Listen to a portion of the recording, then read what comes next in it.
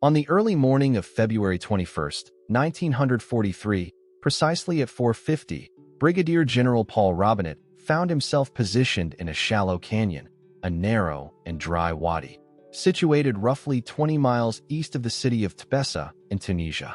From this vantage point, he closely observed the massing forces of German tanks preparing for an imminent assault that he knew would unfold within a matter of hours. The tanks assembled before him belonged to the formidable forces commanded by General Field Marshal Erwin Rommel, often referred to as the Desert Fox, an experienced and cunning German leader who had, over the past 2 years, relentlessly driven British armies across the harsh terrains of North Africa. Rommel had just completed 3 grueling days of relentless combat, during which his forces had shattered the defenses of American units at Kasserine Pass. Now, his drive was focused on capturing Tbessa, which served as a crucial Allied supply hub in the region. Seizing it would effectively cut off thousands of American troops, isolating them from reinforcements, and would give Rommel access to a substantial stockpile of fuel and ammunition, enough to sustain the German Afrika Korps for many months to come. At this critical juncture, Brigadier General Robinett commanded a combat unit known as Combat Command B, part of the 1st Armored Division. His force comprised a total of 48 Sherman tanks, 31 tank destroyers, 3 battalions of infantry, and 11 artillery batteries, demonstrating a significant yet numerically inferior force. Opposing him was Rommel's formidable force, the 10th Panzer Division, which included elements of the 21st Panzer Division and the Italian Centauro Armored Division. When fully assembled, Rommel's forces probably totaled around 120 tanks, supplemented by mechanized infantry units and artillery batteries. Despite these similar numbers, the experience, training, and familiarity with the terrain were wholly different. Rommel's troops had been engaged in combat since February of the previous year and had fought in major battles such as Gazala, Tobruk, and numerous smaller skirmishes. They knew the desert intimately, its shifting sands, the blinding sun, sudden sandstorms, and had perfected mobile, fast-paced warfare that integrated tanks, infantry, and artillery into effective combined arms tactics, repeatedly breaking through British lines. In stark contrast, the American soldiers had been engaged in combat for only 9 days total. Most had never encountered a German soldier before February 14th.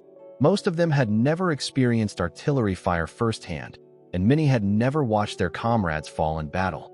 General Rommel, fully aware of this disparity, had earlier, 3 days before the offensive, recorded in his journal that the Americans were untested, underwhelming in leadership, and likely to break under the pressure of combat. His staff shared this pessimistic assessment.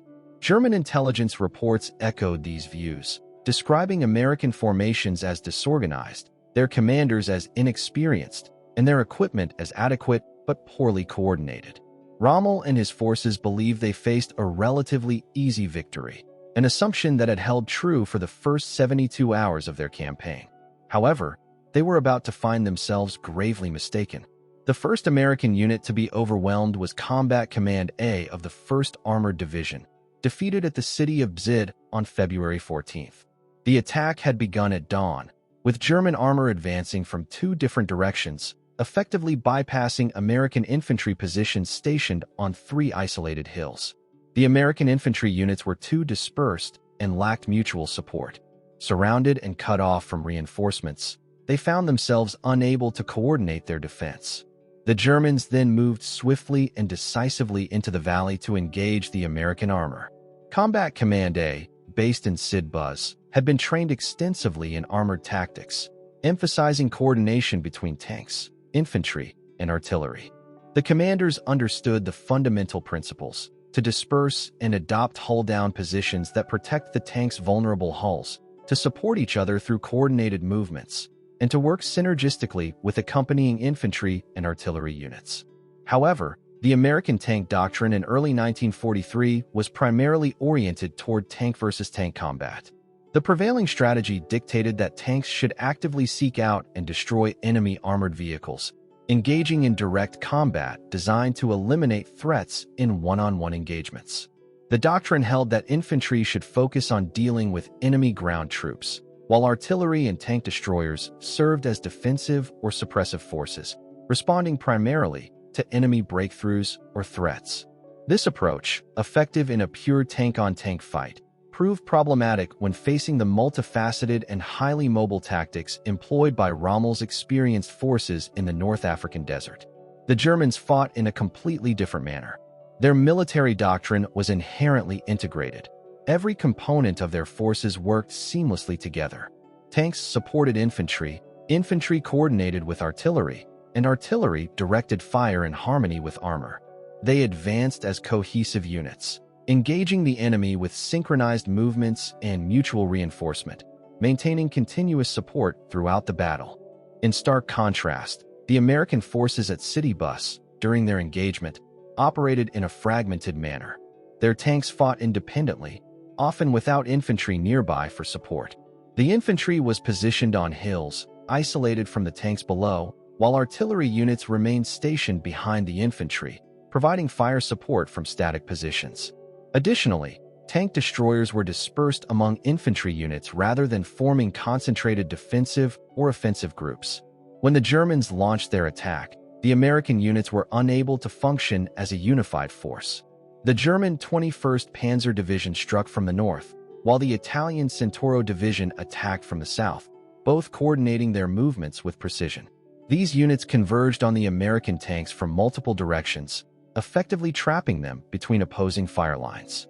In a specific engagement involving Combat Command A, American forces fought fiercely for approximately 4 hours.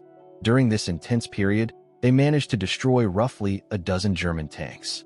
However, they suffered heavy losses themselves, losing 57 Shermans in the process. By midday, the American commanders had already ordered a retreat, recognizing that further resistance was futile.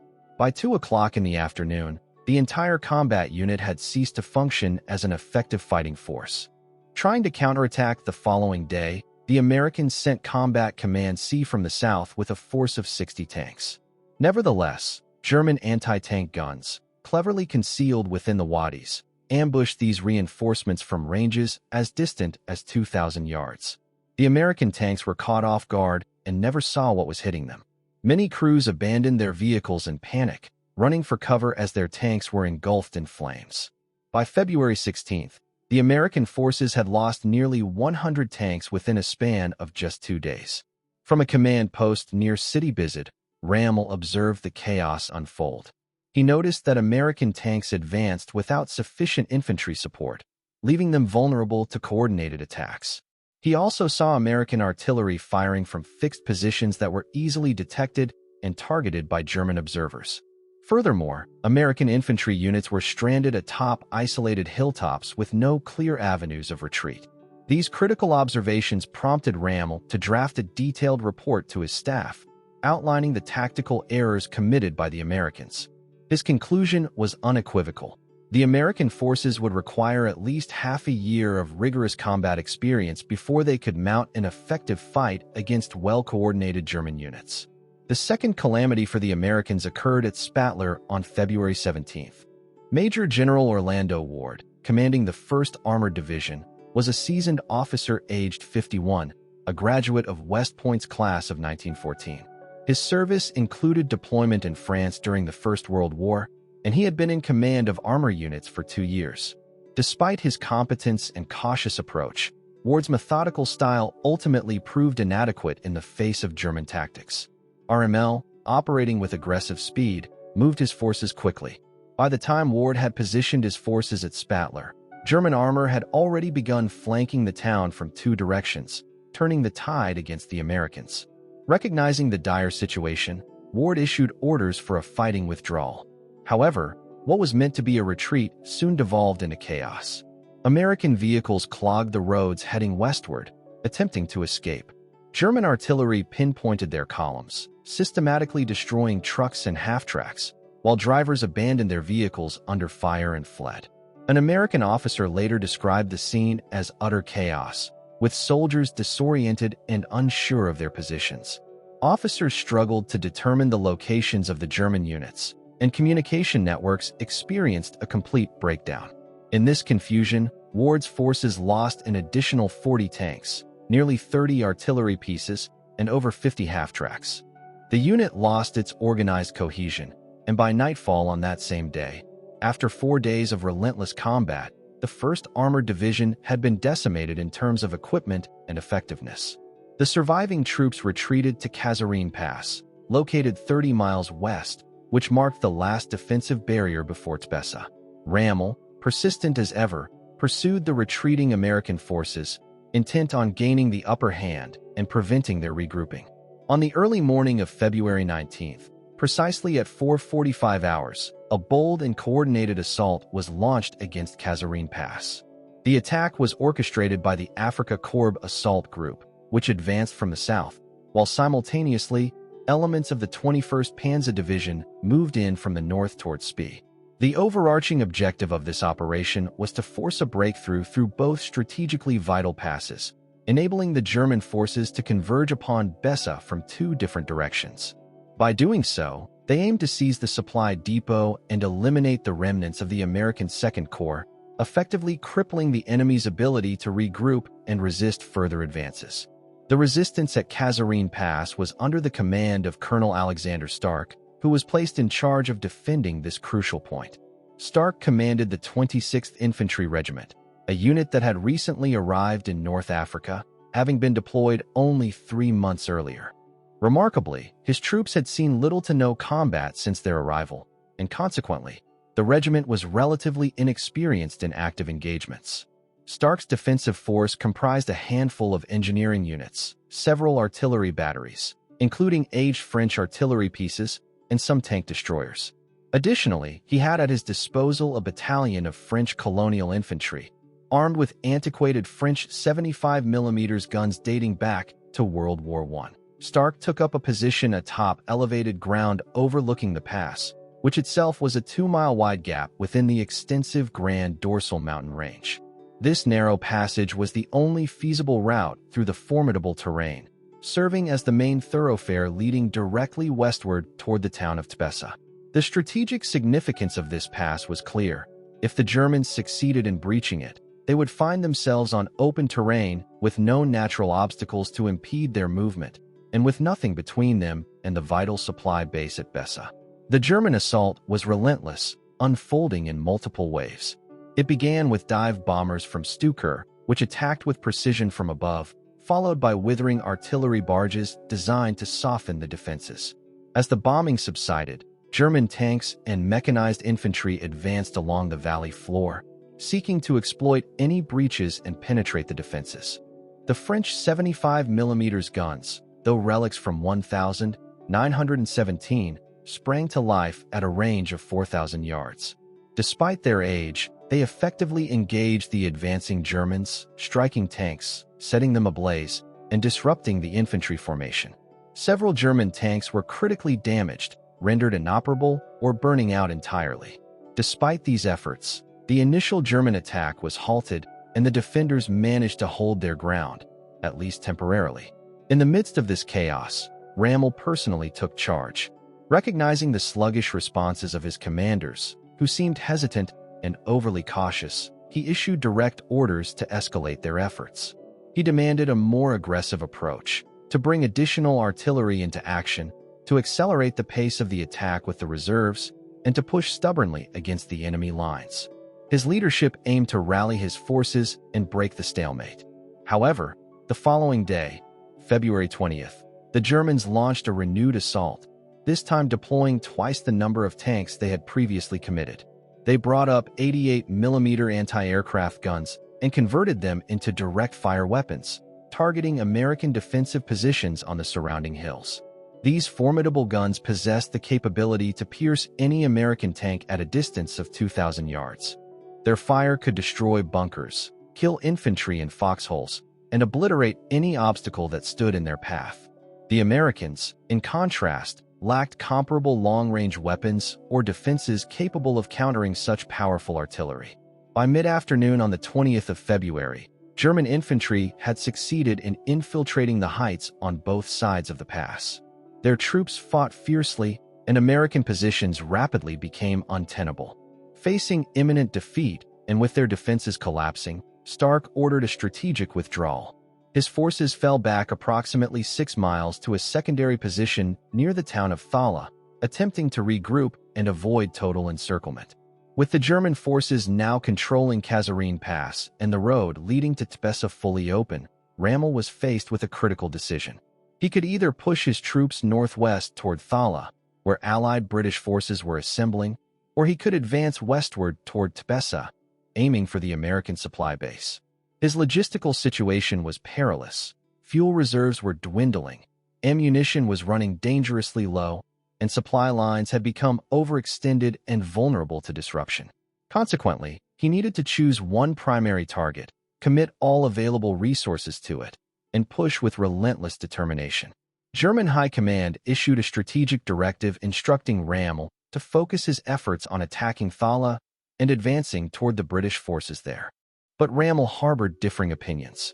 He believed that capturing Tbessa should take precedence, as its supplies and strategic position could sustain his forces for months to come. Despite his conviction, he was bound by orders. To comply, he split his forces, sending part of his units northwest toward Thala, while maintaining the rest on the western course toward Tbessa. This division weakened each attack, reducing their overall effectiveness. Amidst this tense and complex engagement, a notable figure named Paul Robinett entered the scene. Robinett, aged 49 and originally from Missouri, had a diverse military and civilian background. He had graduated from the University of Missouri in the year 1917 with a degree in agriculture. Later, he joined the cavalry during the First World War and served along the Mexican border. His experience, resilience, and leadership qualities would eventually add a significant dimension to the unfolding battle. Having dedicated a quarter-century to military service, mostly fulfilling the role of a staff officer, he was inherently meticulous, cautious, and highly attentive to detail. He was not the type of leader who sought to inspire with grand speeches or charismatic displays. Instead, he approached his duties with a steady, problem-solving mindset, systematically working through each challenge until reaching a solution. On the 29th of February, note that in this context, it was a leap year.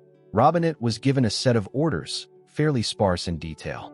He was commanded to assume command of Combat Unit B, taking it northward from Spittler, and to establish a defensive line somewhere to the east of the town of Tbessa.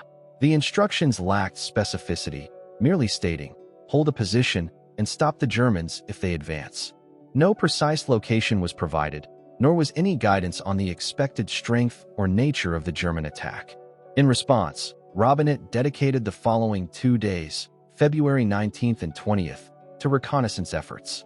Traveling forward in a jeep accompanied by his operations officer, he carefully examined the terrain, seeking a spot where American forces could establish a defensible position capable of neutralizing the enemy threat effectively. His criteria were strict. The terrain had to favor defensive operations, offering natural concealment for tanks while enabling clear observation points for artillery crews. The terrain needed to channel potential German attacks into kill zones where American firepower could be concentrated. Eventually, he identified such a strategic location along the Baie-Fusana Valley, a natural feature that offered significant defensive advantages. The valley itself ran approximately from north to south, and any approaching German forces originating from the Kasserine Pass would have to traverse open ground to reach the American lines. The valley floor was flat and devoid of cover, an open plain that could be easily observed and targeted. Conversely, the edges of the valley possessed shallow depressions known as wadis, which presented perfect hiding spots for tanks aiming to stay hull down. That is, with only their turrets exposed, thus minimizing their visibility and vulnerability to enemy fire. These wadis could serve as concealed hull-down positions where American tanks could sit and observe while remaining protected, providing a broad field of fire across the open valley floor. The sides of the valley also featured ridge lines that yielded excellent vantage points. Artillery observers stationed atop these ridges could monitor movement over an extensive area, including German assembly zones.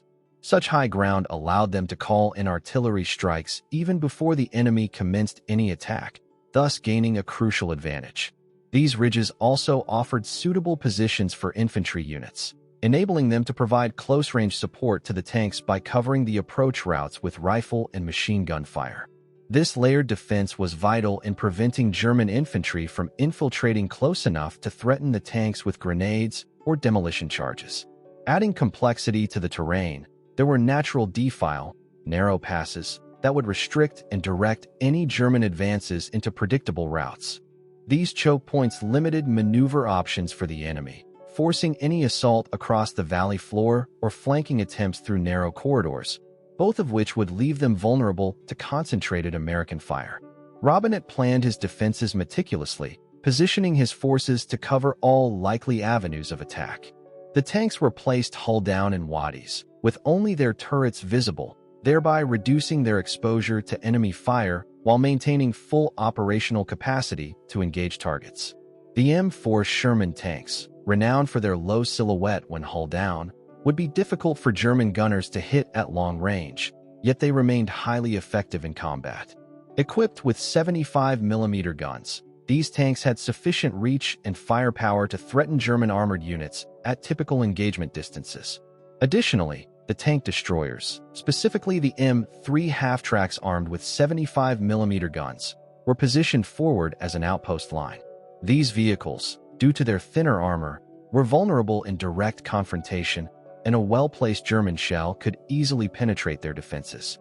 Consequently, they served primarily in a supporting, alert role rather than engaging in frontal combat. This careful, layered positioning, blending terrain analysis, tactical foresight, and precise placement, aimed to maximize the defensive strength of the American forces in this strategically vital region, preparing them to effectively repulse any German assault that might come their way. Positioned carefully in concealed, strategic locations along their defensive line, they could effectively engage approaching German tanks at the very first sign of contact. This initial engagement served a dual purpose: to inflict damage directly on the advancing armor and to disrupt the enemy's formations, causing disorder and confusion. Such disruptions might force the Germans to deploy additional forces prematurely or alter their original plans, giving the defenders a critical advantage. Once the enemy had been engaged and their formations compromised, the tank destroyers, a key element of the defensive setup, could withdraw to secondary positions further back. Meanwhile, the hidden American Sherman tanks, concealed from direct sight, would continue to threaten the Germans from these secondary, well-prepared spots, adding an additional layer of difficulty for the attackers. To support this carefully orchestrated defense, Robinett arranged his artillery units in depth, establishing pre-registered fire zones that meticulously covered every likely approach route the enemy might use. The artillery force comprised 11 batteries, equaling over 60 guns in total. The majority of these were 105mm howitzers, which formed the standard armament of American divisional artillery units at the time. These artillery pieces boasted impressive range, high accuracy, and significant destructive power, capable of effectively neutralizing both armored vehicles and softer targets such as infantry or supply depots. When properly coordinated, these artillery units could unleash a devastating barrage, delivering powerful and precise firepower that could turn the tide of the battle. Robinett collaborated closely with his artillery commander to establish a system of pre-registered concentrations, specific locations identified as likely assembly or attack points for the German forces. They carefully pinpointed probable enemy locations, potential approach routes, and possible support positions for German machine guns or artillery. Each of these predicted sites was assigned a unique concentration number, simplifying communication. When forward observers called in a fire mission targeting a specific concentration, every artillery battery knew instantly where to aim, ensuring rapid and synchronized response. The shells would arrive swiftly, hitting their targets with accuracy and an overwhelming volume, maximizing their destructive effect. Meanwhile, Robinett positioned his infantry units along the flanks of the defensive line, ensuring they had clear, unobstructed fields of fire. These infantrymen belonged to the 1st Infantry Division, commanded by Terry Allen, a well-experienced and battle-hardened unit. They had just spent 3 months fighting in North Africa, acquiring essential skills such as digging foxholes, establishing firing positions, and coordinating closely with supporting arms like artillery and tanks. Robinett placed them strategically to cover the tank positions, providing protection against infiltration attempts, and to seal the flanks against any German attempts to encircle or envelop the defenses. Coordination across all units was paramount. To accomplish this, Robinett held a comprehensive command conference on the evening of February 20th. Every battalion and company commander was present, receiving a detailed briefing. He spread out a map of the entire defensive position, illustrating how each unit fit into the larger strategic plan. He pointed out the locations of the upcoming tank destroyers, indicating where they would be concealed and ready to strike. Similarly, he marked the positions of the infantry units, showing how they would support the tanks and prevent any flanking maneuvers. He also explained the positions of artillery observers and how they could call for fire support efficiently. Additionally, Robinett established clear communication protocols, ensuring every unit had radio contact with each other, so that if the Germans attacked anywhere along the line, the defenders would be immediately informed. Support could be mobilized rapidly, whether that meant reinforcing a threatened flank or calling in artillery strikes within minutes. In this manner, the entire defensive system was designed to operate as a seamless, integrated network, with each component working in harmony. Robinett worked through the night on February 20th, despite his units being exhausted from 6 days of retreat and witnessing the destruction of other units, factors that had severely diminished morale. Walking among his soldiers, talking to platoon leaders and company commanders, he reassured them by explaining the detailed defensive plan. He illustrated how the positions would work together and emphasized that the Germans would likely attack at dawn, probably leading with tanks. With calm conviction, he urged his troops to hold their ground, trust the plan, and fight together as a unified team. At 4:45 in the early morning hours of February 21st, reconnaissance elements of the German forces probed the American defensive line, initiating the anticipated attack. After receiving intelligence reports indicating that American forces had entrenched themselves deeply along the valley and were holding their positions with substantial strength, the German command, led by Rommel, chose to proceed with an attack despite the apparent resistance. Rommel was driven by a sense of momentum, confident in the veteran nature of his troops and convinced that the enemy, like all others before, would either break or retreat under fire. However, he was gravely mistaken in this assumption. The assault commenced at 1 p.m. on the 21st of February, with a formidable force of approximately 40 panzers from the 10th Panzer Division rolling forward along the valley floor. They were accompanied by Italian Bersaglieri infantry units, with trucks moving in support behind the armored columns. Expecting to encounter disorganized, retreating American troops fleeing in panic, similar to previous engagements, they were instead met with a well-prepared, coordinated defensive network. American forces quickly responded with tank destroyers positioned along the front lines, engaging the advancing Germans from a range of about 150 yards. The German tanks, under fire, sustained hits. Some were struck and set ablaze, forcing them to halt their momentum. The panzer units responded by returning fire, successfully knocking out several of the American tank destroyers. Despite the losses, they pressed on, continuing their advance into the American positions. In reaction, the American tank destroyers withdrew to secondary, more advantageous positions. Suddenly, from concealed hull-down positions within the wadis, American Shermans opened fire. Their ambush caught the Germans off guard. Fire came from 3 different directions at once. More German tanks were hit, some disabled, others ignited and burned, while the accompanying trucks carrying infantry attempted to maneuver off the road beneath the intense barrage. American artillery then joined the fray, with pre-registered fire that had been carefully planned ahead of time, as forward observers had called in precise shelling concentrations. Shells rained down upon the trucks, destroying them and killing the infantry that had been aboard. The German attack line began to falter, their momentum lost, stalled by the relentless American resistance. In response to the worsening situation, Rommel personally moved forward to assess the battlefield. From a better vantage point, he could clearly see that American defenders were not retreating nor panicking. Instead, they were fighting from well-prepared positions, coordinating their fire effectively and resisting the German push stubbornly. Rommel's own casualties were rapidly mounting.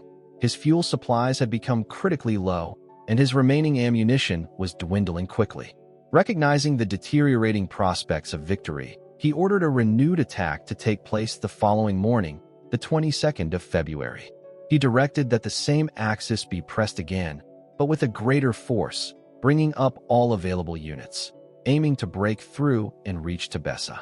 The attack on the morning of February 22nd commenced at 11:25, after delays caused by persistent fog. Once again, German tanks and Italian infantry units advanced up the valley, only to encounter fiercely coordinated American resistance.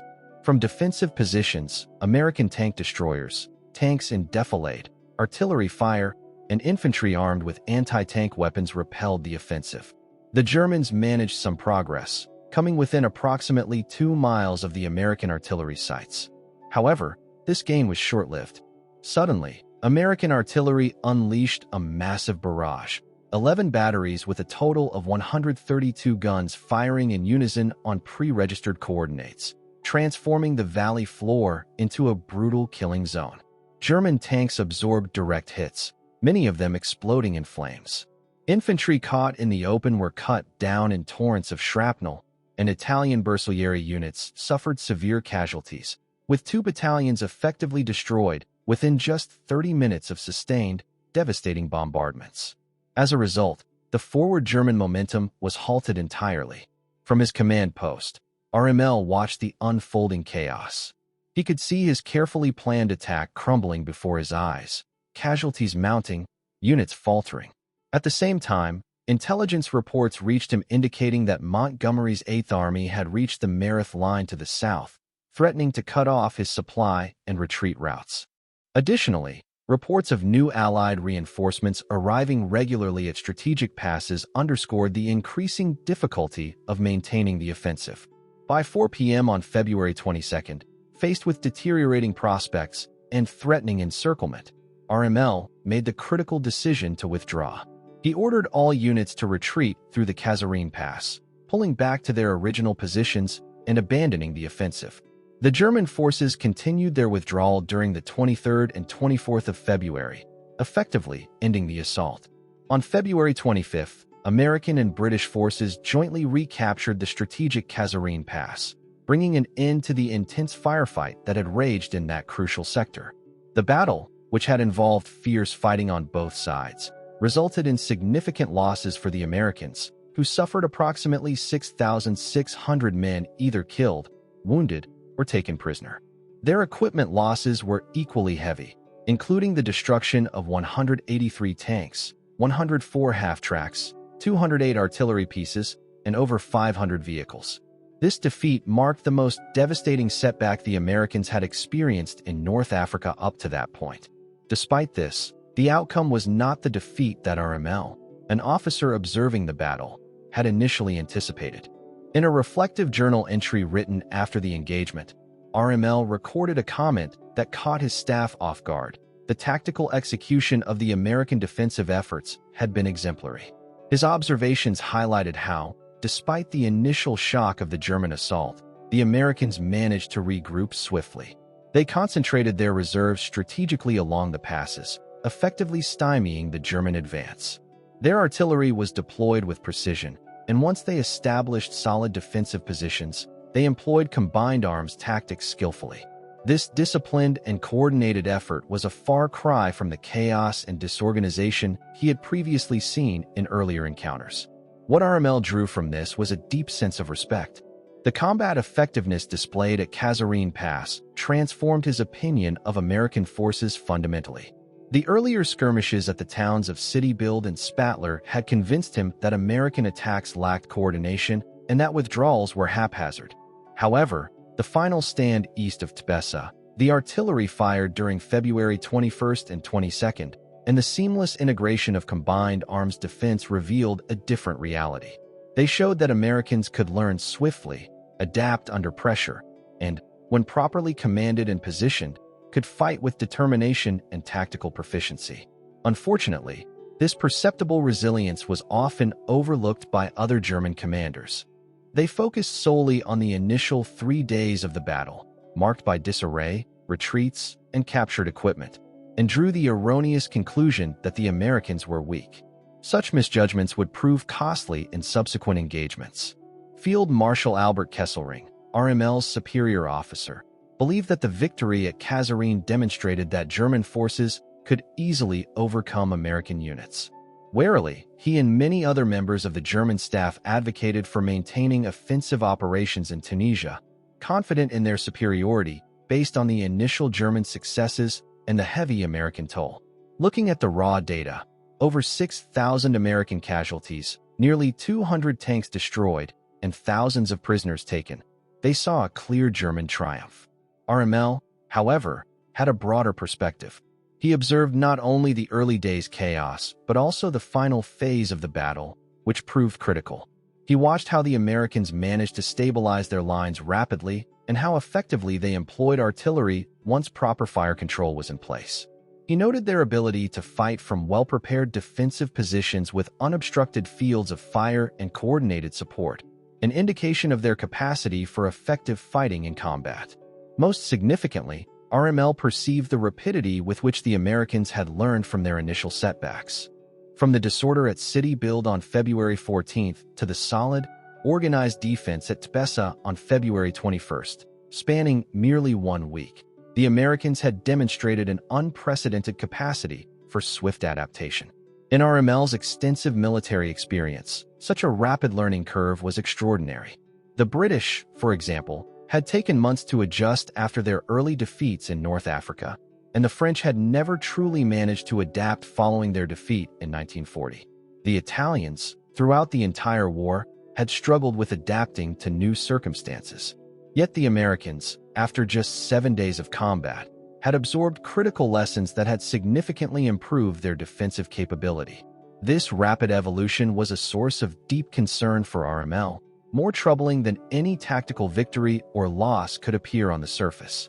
He recognized that the American forces' capacity to learn and adapt so swiftly, changing chaos into effective defense in such a short span of time, was extraordinary and unpredictable based on previous experiences.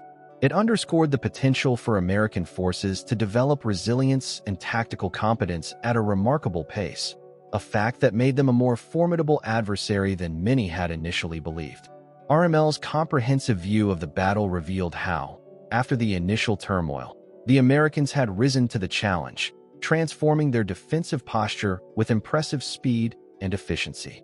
He observed how effectively their forces fought from well-prepared defensive positions, ones that offered clear fields of fire and enabled coordinated support among units. 2 weeks following the engagement, he penned a second detailed assessment, this time emphasizing a crucial warning to the German High Command. They must not underestimate the resilience or capability of American troops. The Americans, he pointed out, possessed superior equipment, backed by more advanced logistical support and substantially larger numbers. What they initially lacked was combat experience, but he noted that they were rapidly accumulating it. Each confrontation provided them with valuable lessons, allowing them to adapt more quickly than the British forces had done previously. Based on these observations, he confidently predicted that within a span of only a few months, American forces would evolve into a formidable and highly capable opponent. Despite the clarity and urgency of his report, the German High Command chose to overlook these warnings. Adolf Hitler and his staff continued to believe the early optimistic reports coming from Kasserine, which painted the Americans as weak, poorly commanded, and unable to withstand sustained pressure. This underestimation shaped German strategic decisions for the remainder of the North African campaign. Moreover, it influenced their expectations for subsequent military operations in Sicily and Italy. However, this misjudgment proved to be fundamentally flawed. The observer knew the truth, for he had personally witnessed the Americans learning and mastering essential combat skills. The recent battle had been an invaluable lesson for them, reshaping their approach to warfare in critical ways. The first major lesson was the importance of integrated combined arms coordination. The Americans discovered that tanks, infantry, and artillery had to operate seamlessly as a united team. They realized that splitting these forces into isolated task groups weakened their overall effectiveness. Tanks operating without infantry support became vulnerable to infiltration and ambushes, while infantry unsupported by mobile armored units lacked the firepower needed to advance or defend effectively. Likewise, Artillery that lacked forward observers could not respond swiftly to changing tactical situations. To succeed, all elements had to function as part of a cohesive system, supporting each other in real time. The second lesson concerned optimal positioning of units. Defensive setups needed to be thoughtfully arranged to ensure mutual support, with overlapping fields of fire and clear routes for withdrawal if necessary. Positions that were too isolated or distant from each other became prime targets for encirclement and destruction. The infantry battalions stationed on the hills near the city bus had been too far apart to lend mutual support, allowing German armor to bypass them, cut off their lines, and render their efforts strategically irrelevant. Proper positioning meant placing units within range of each other's fire, enabling rapid reinforcement and covering fire from multiple directions, thus creating a resilient and mutually supportive defensive line. The third significant lesson revolved around artillery's devastating potential when properly coordinated. American artillery, when combined with effective forward observation and pre-registered fire plans, was immensely destructive. It could halt German advances in their tracks and turn the tide of engagements. At the Battle of Tbessa, American artillery fired over 9,000 rounds during the 21st and 22nd of February. This overwhelming volume of fire destroyed German tank formations, disrupted infantry assaults, and compelled the enemy commander, Rommel, to withdraw. The artillery proved to be the most potent weapon system available to the Americans, but its effectiveness depended heavily on meticulous coordination, placing forward observers where they could see the battlefield, ensuring fire direction centers had accurate maps and clear communication channels, and positioning artillery batteries with unobstructed fields of fire while safeguarding them from counter-battery fire. The fourth and final lesson highlighted the critical role of leadership. Early missteps, such as the confusion evident in the command structure at City Bozet and Spittler, underscored the importance of clear and coordinated leadership. In these instances, Fred Andal had divided the 1st Armored Division into multiple combat commands, each assigned separate missions without adequate coordination. This fragmentation led to chaos and inefficiency, undermining their combat potential and exposing vulnerabilities. Effective leadership, the lessons showed, was fundamental to transforming raw capability into battlefield success. The victorious defense executed east of Tbessa was carried out under the guidance of decisively clear leadership, with officers who possessed an in-depth understanding of their respective sectors and demonstrated the ability to coordinate their units seamlessly. Robinett, who had taken on unified command of the combat units designated as Command B, was intimately familiar with each individual element under his command. He knew the terrain like the back of his hand, understanding how it could influence the battlefield and the tactics he could employ. Moreover, he was fully aware of his precise mission objectives, which allowed him to operate with exceptional clarity and purpose. This comprehensive understanding served as the foundation for effective and unified action on the ground.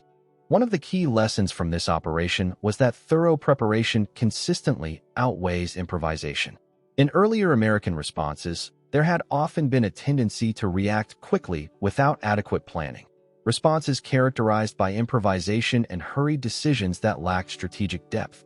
Such units were committed piecemeal, often without proper reconnaissance or coordination with neighboring units, which left them vulnerable to setbacks.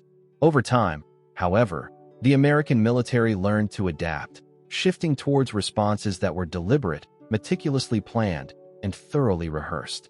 Robinett exemplified this disciplined approach.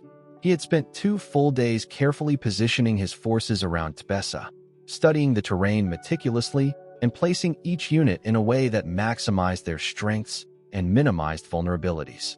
He had conducted rehearsals with his artillery units, practicing fire missions to ensure quick and accurate support during actual combat. This level of preparation proved decisive. It turned the tide from potential defeat to a solid victory. Recognizing these valuable lessons, American commanders adopted these best practices with great seriousness. For instance, Major General Lloyd Fredendall, who had been commanding the 2nd Corps during the Battle of Kasserine, was relieved of his command on account of deficiencies in leadership and planning. On the 6th of March, he was replaced by Major General George Patton, immediately marking the start of a disciplined and aggressive new phase. Patton swiftly implemented rigorous training routines and enforced strict standards of discipline across his units.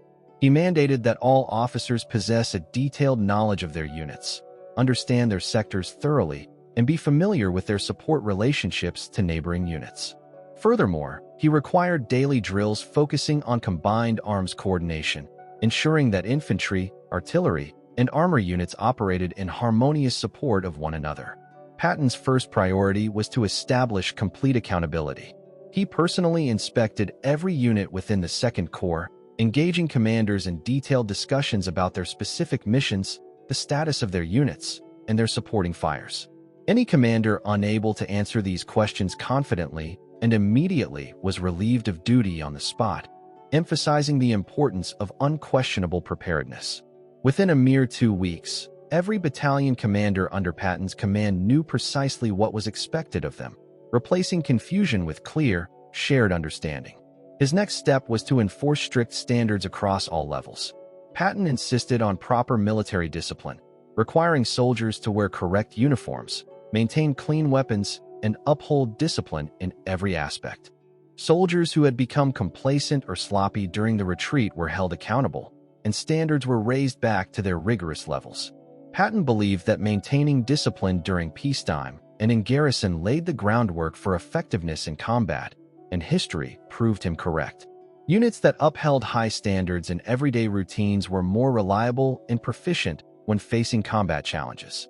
His third action focused on rebuilding and boosting the confidence of his troops.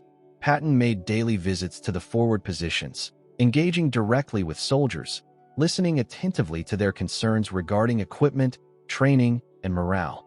He took their feedback seriously and acted on it, making necessary changes based on what he learned. Such gestures demonstrated leadership's genuine care for their troops' welfare and survival, which quickly fostered a sense of trust and solidarity among the soldiers. As a result, morale soared, and soldiers felt more motivated and committed to their mission. In addition, Patton addressed tactical issues head-on. He mandated that defensive positions be correctly located, with mutual support and clear fire zones, ensuring no weak points could be exploited by the enemy. He required infantry and tank units to conduct joint training until they understood how to support and complement each other's roles effectively in combat. Artillery forward observers were instructed to work closely with every maneuver element so that calling for fire became instinctive and precise. Patton also emphasized practicing ambush tactics from concealed positions for tank destroyers, rather than engaging in head-to-head battles with enemy tanks, thereby increasing their effectiveness in hit-and-run counterattacks. Finally, Patton's foresight extended to the offensive preparations, even though the immediate situation at Kasserine had been primarily defensive. Recognizing that his Second Corps would need to undertake offensive operations in the future, he mandated comprehensive practice of assault tactics, movement to contact, and breakthrough maneuvers. This thorough training ensured that, when the moment came for a decisive offensive, his forces would be ready, confident, and capable of executing complex operations with precision and effectiveness. In preparation for mobile operations, he emphasized the importance of rigorous training for logistics units to master the art of rapid resupply under combat conditions. Simultaneously, he mandated that engineers conduct repeated drills focused on mine clearance and the construction of bridges, even while under hostile fire.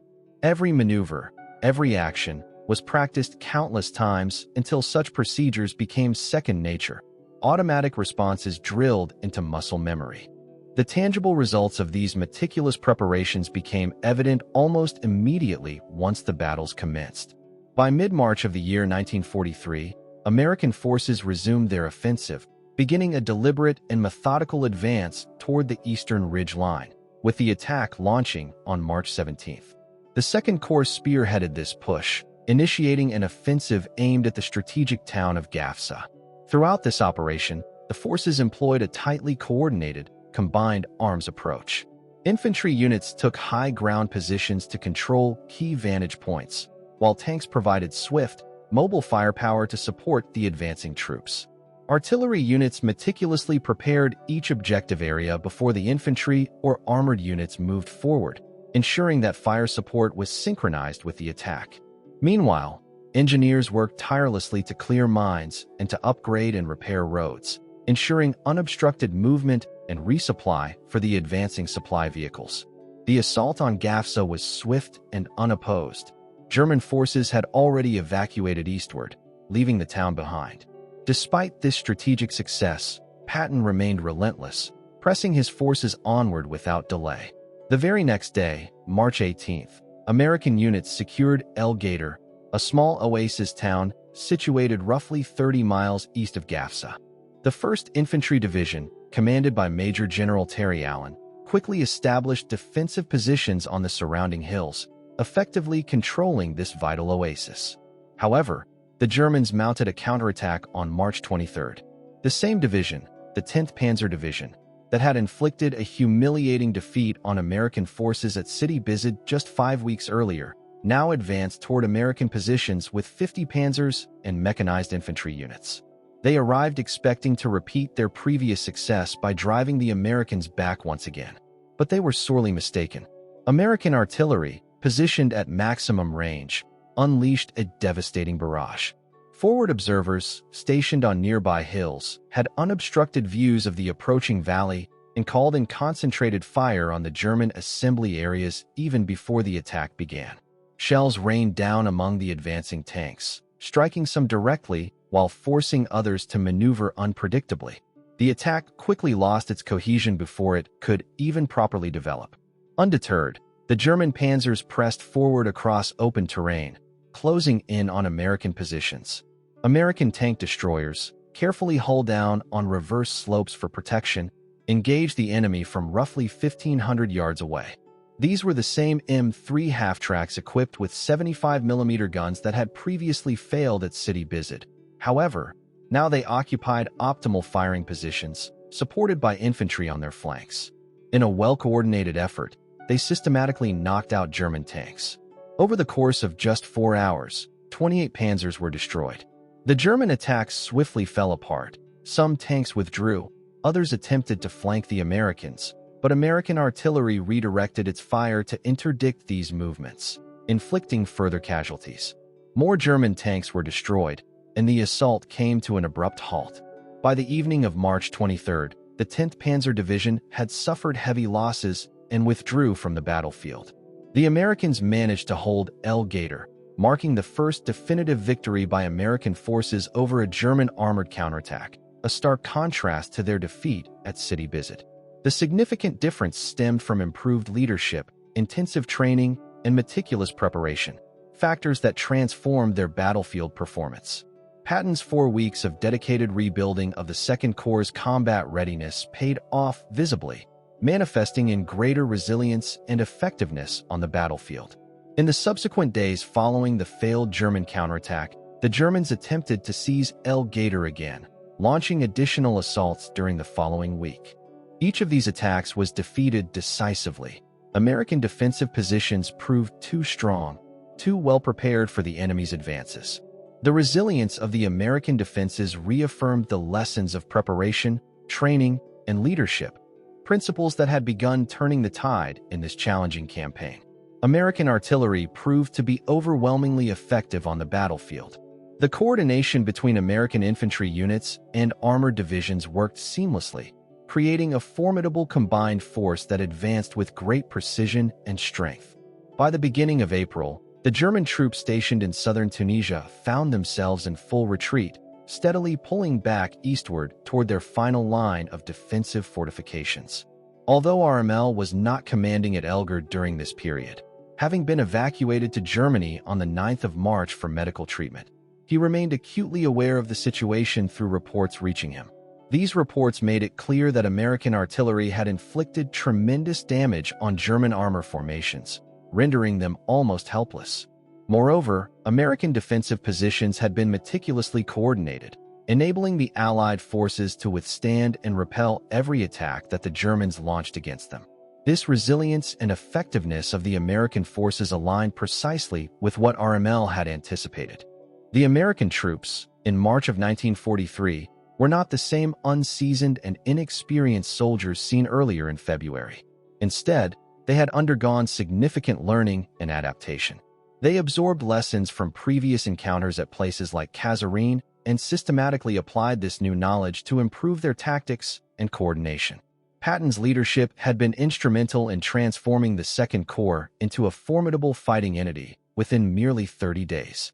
RML recognized this rapid transformation more quickly than any other German officer, largely because he had witnessed similar changes unfold firsthand during the Battle of Kasserine. He had observed American forces crack under pressure at Sid Bizet, panic in the Spittler sector, only to recover, stabilize, and then fight with determination east of Tbessa. What distinguished these Americans was not the capability of their soldiers, but the quality of their leadership and strategic preparation. When properly commanded and well-positioned, American troops were capable of fighting at the highest level of efficacy, comparable to any other army. This insight profoundly influenced RML's subsequent evaluations of Allied strength and potential.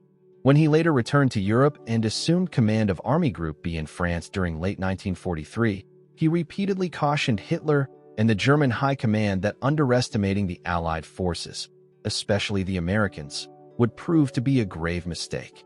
He insisted that Germany's sole chance to prevent defeat in Normandy was to stop the invasion at the beaches before the Allies could establish a strong foothold inland. Once the Allies had secured a beachhead and built up their logistical supply lines, their superior equipment, artillery, and manpower would make their removal impossible. RML's strategic judgments were rooted in empirical analysis, focusing on the realities of mathematics and logistics rather than any fanciful notions of German superiority. He calculated that Allied industrial output vastly exceeded German manufacturing capacity by factors of 5 to 10 depending on the type of weapon system. American factories were producing tanks, aircraft, and artillery at rates that the Germans could not hope to match. Even with their formidable submarines, German U-boats struggled to intercept the vital supply flows crossing the Atlantic Ocean. Additionally, American training programs were capable of producing competent and effective soldiers at a pace that outstripped the German casualties and replacements. This combination of factors, superior logistics, overwhelming industrial capacity, and rapid personnel training, created an insurmountable challenge for Germany. While tactical German superiority could secure victories on the battlefield, it could never determine the outcome of the broader war.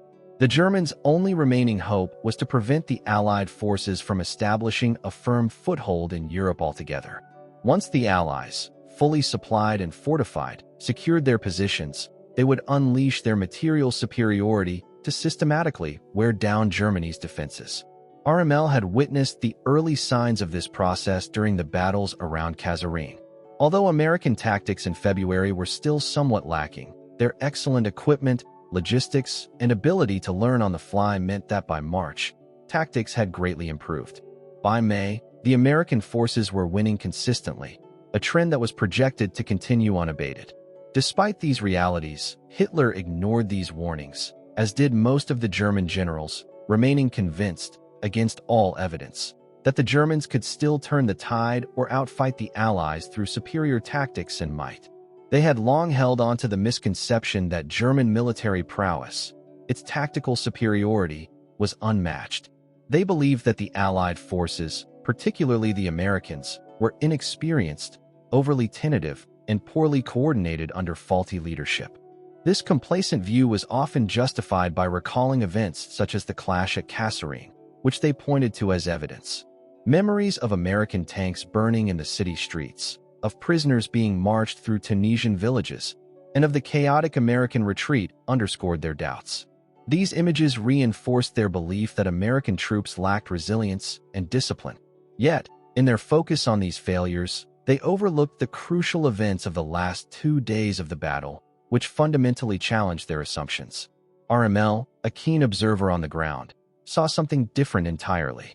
He noted that the combat at Kasserine was, in fact, a turning point, an example of the Americans' rapid capacity to learn and adapt. Although the Americans had suffered their initial defeats, they had also inflicted heavy losses on the Germans, experienced their first engagement, and within a mere 72 hours, had reorganized, recalibrated, and changed their tactics. This swift adaptation was what prevented Rommel's forces from achieving their strategic objectives. It was what halted the Afrika Korps at the outskirts of Tbessa. Had this pattern of rapid learning and adjustment been replicated across the entire American army, it could have overwhelmed German defenses in North Africa entirely. The pivotal moment for RML came on February 21st, at around 2 in the afternoon. From his vantage point, he watched as the German offensive in the Ba-Fusana Valley ground to a halt. He had anticipated seeing American units retreating chaotically, mirroring their retreats in previous engagements. Instead, he witnessed well-organized defensive fire, coordinated artillery barrages, and tanks fighting from prepared, fortified positions. The American troops orchestrated a combined arms defense, a level of coordination and effectiveness that rivaled even the best British efforts. Instantly, he grasped the significance of what he was witnessing. This single moment revealed that, although the Americans had endured 9 consecutive days of defeat, they had not broken their cohesion or their will to fight. Instead, they had fallen back strategically, regrouped swiftly, learned from their mistakes, and adapted their tactics accordingly. Such resilience was inherently dangerous to their enemies. When combined with America's unmatched industrial strength and logistical superiority, this capacity for adaptation promised to be decisive in the wider conflict. On February 23rd, as they prepared to withdraw, RML articulated this understanding to his staff. He was convinced that the Americans had absorbed their losses and would return even stronger. While the Germans had won the battle, they had squandered a far greater opportunity by failing to decisively destroy the Second Corps within the first 3 days of fighting. Had they done so, the course of the campaign might have shifted dramatically. Instead, the Second Corps would be able to rebuild, learn from the experience, and improve their tactics. When the next confrontation occurred, the Americans would be far more formidable and dangerous opponents. However, RML's staff members failed to see this broader perspective. They focused on the tangible signs of victory, captured equipment, prisoner counts, and territory gained, believing the battle was won. RML, on the other hand, perceived a missed opportunity and recognized the emerging threat. The Americans would not remain cowed or static. They would recover, evolve, and grow more effective. Historical records validate RML's foresight. After Kasserine, the American forces in North Africa made significant strides. By April, they were able to stand their ground against renewed German attacks. By May, they were leading offensive actions themselves.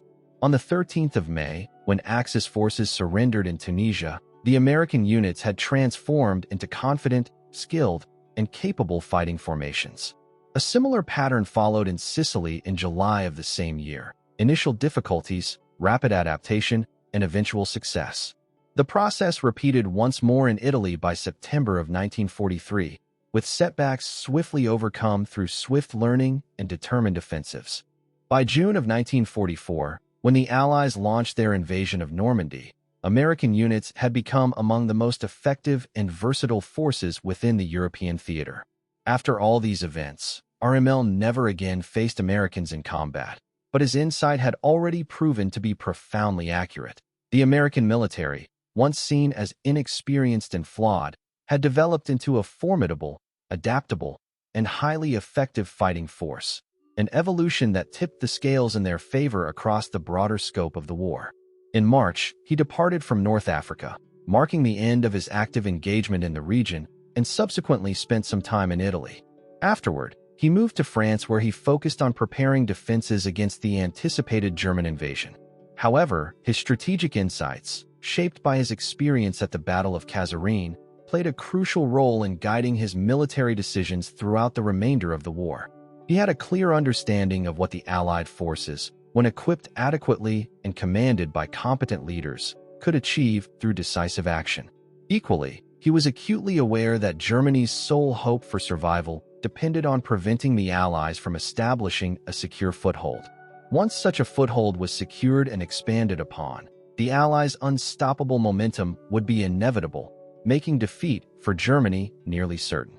On June 6, 1944, Allied forces launched their historic landings at Normandy. Meanwhile, Rommel was not present at his headquarters. Instead, he was in Germany celebrating his wife's birthday. By the time he returned on June 7th, the Allies had successfully established their beachhead. Within just a few days, By June the 10th, over 300,000 troops had been landed, and they were steadily pressing inland, pushing deeper into German-held territory. Recognizing the gravity of the situation immediately, Rommel understood that the Allies had already consolidated their position, and their forces would now continue to grow stronger. This meant Germany's efforts to halt the invasion were doomed to failure. In essence, the war for Germany was effectively lost. His turn came on July the 17th, when Allied aircraft strafed his staff car, causing injuries.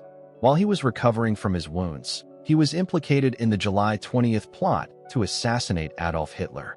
Faced with the dire choice between standing trial and committing suicide, he chose the latter, taking his own life on October the 14th, 1944, at the age of 52. His assessment of American military capabilities, developed after the Battle of Kasserine and refined over the following year, was preserved in German military archives. Decades later, historians unearthed this document, recognizing it as one of the earliest and most accurate evaluations of American military potential during World War II. Meanwhile, Paul Robinett survived the turbulence of the war. His resolute defense on February the 21st of 1943, east of Tbessa, was officially credited with halting the German advance and saving the city from occupation. During that engagement, he was wounded on May the 5th, 1943, when German artillery struck his jeep, severely damaging his left leg. He was subsequently evacuated to the United States and retired from active combat operations. Nonetheless, he continued his military service by taking command of the armored school at Fort Knox until the war's end. Despite his crucial contributions at Kasserine and during subsequent battles, Robinett did not receive widespread recognition for his actions. The battle was often remembered as an American defeat, overshadowed by the earlier setbacks at City Build and Spitler, which dominated the narrative of the campaign. The remarkable defensive effort that managed to stop the advancing German forces, often called the Desert Fox, was largely overlooked because of those earlier losses. Yet, Robinett himself was well aware of what he and his men had achieved. His meticulous preparations, coordination of combined arms, and deliberate defensive positioning had successfully halted the German advance at a moment when victory for the Germans had seemed all but assured. Robinett demonstrated that American forces, when properly led and carefully prepared, could stand toe-to-toe with German troops and emerge victorious. This was a vital realization that even the most experienced commanders, such as George Patton, recognized deeply. When Patton assumed command of the Second Corps in March, he personally met with Robinett, requesting detailed reports on the defensive actions east of Tbessa. Patton used these lessons to rebuild and strengthen the Second Corps, implementing the tactics and strategies observed during Robinett's defense. From that point onward, every aspect of Robinett's approach, the coordination of combined arms, artillery preparation, and defensive positioning, became standard practice across the entire Corps. By May of 1943, the Second Corps had undergone a complete transformation. It advanced across Tunisia, breaking through formidable German defensive lines, and captured thousands of prisoners along the way. On the 7th of May, they entered Berzur, marking a significant milestone in their campaign. On May 13th, all Axis military forces operating in North Africa laid down their arms and surrendered. This capitulation resulted in a total number of prisoners taken reaching an astounding 275,000 German and Italian soldiers. To put this figure into perspective, it surpassed the number of prisoners captured during the infamous Battle of Stalingrad, marking a significant and symbolic defeat for the Axis powers in that theater of war. The monumental shift from initial setbacks to complete victory unfolded over a period of just 12 weeks, starting from the disastrous engagement at Kasserine in mid-February and culminating in triumph by mid-May. These 12 weeks were characterized by relentless learning, continuous adaptation, intensive training, and fierce fighting.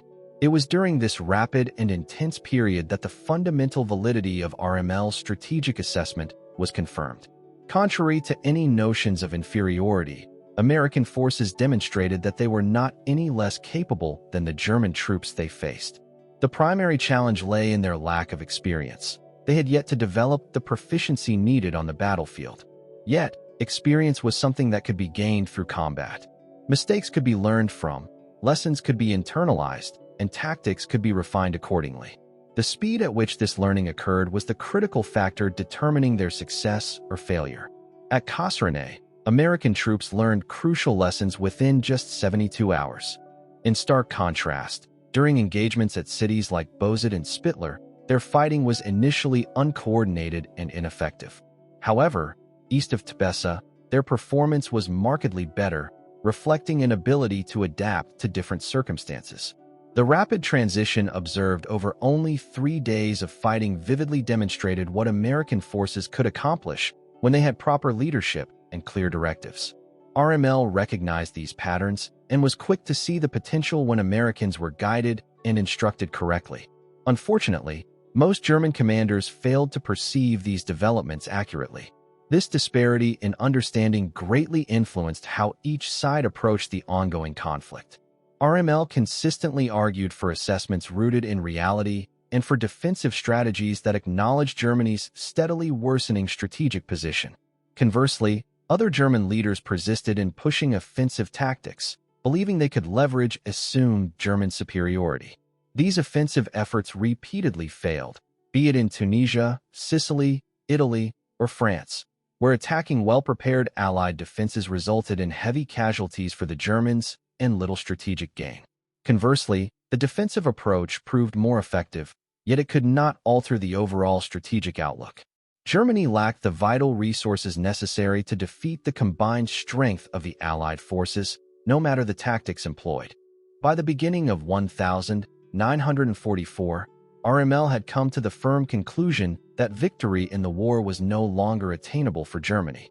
His experiences at Kasserine had convincingly shown him that once Allied forces had established a strong foothold and were supplied adequately, they could not be routed solely through tactical superiority. Germany's situation was dire. What it required was a political resolution to end the conflict. However, Germany refused to seek or accept such a settlement. As a result, the inevitable outcome was defeat. RML was right in his assessment, but reality proved even more brutal.